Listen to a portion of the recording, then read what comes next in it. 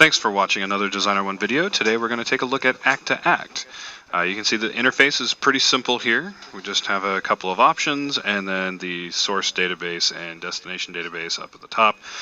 So let's go ahead and we're just going to jump right in. Log into our source database, enter our credentials real quick, and then browse for our destination database. And the whole idea behind ACT is that you can basically just pick your source, pick your destination. Just going to show you here, there's nothing special in the source or in the destination database, I'm sorry, just one record for the user. So we come back over here, and the idea behind ACT is that you can just check all the checkboxes, set all the options, and you end up with something that's a very close copy of your source database, but without any of the problems that it may have had previously. So if you had some corrupted metadata, or you've added and removed fields a lot over the course of having your database and you just want to kind of clean up your column names in the back end, you're doing some kind of SQL reporting, things like that, ACT helps you fix those situations. So you can see right now we're creating fields, and while that's going on, just discuss a couple of the other options. The left checkbox is an option to test saving the contact after each field change that we make. The reason you might want to do that is if you have field level security or drop downs that have required values, those can cause your contacts to not save. And so this lets you find out, hey, this specific field is the problem. It's not, or it's causing the contact to not save in the database.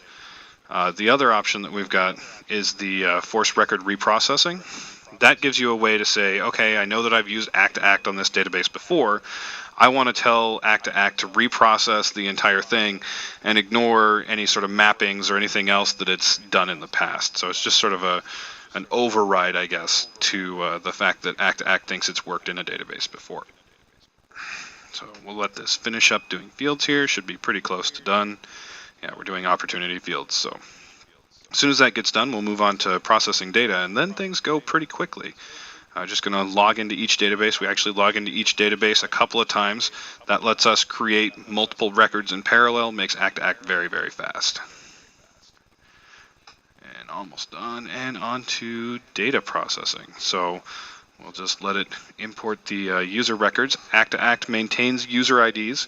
That means that if you use ACT to copy your users over, and then you did, say, an ACT export from one database to another, record managers, create users, things like that are maintained, so that can be very convenient.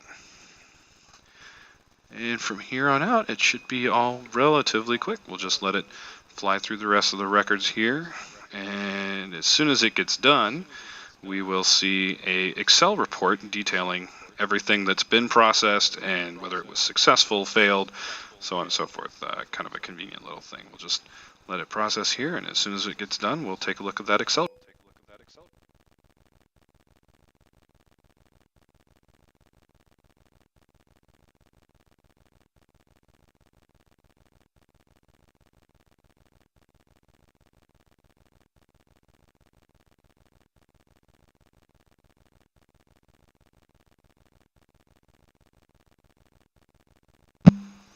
All right, and you can see that we've got our Excel report up here.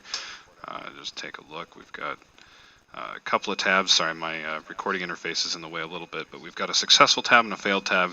And if we take a look at these IDs here, you can see that the user IDs between the source database and the destination database are maintained. So just sort of a confirmation of what we pointed out earlier, and then sort of the log of everything else that occurred also in the system.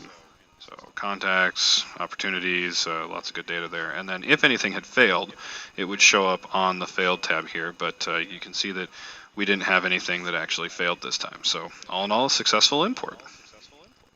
So in short, ACT can help you move data from one database to another quickly, efficiently, and give you a nice report about it at the end. Thanks for watching.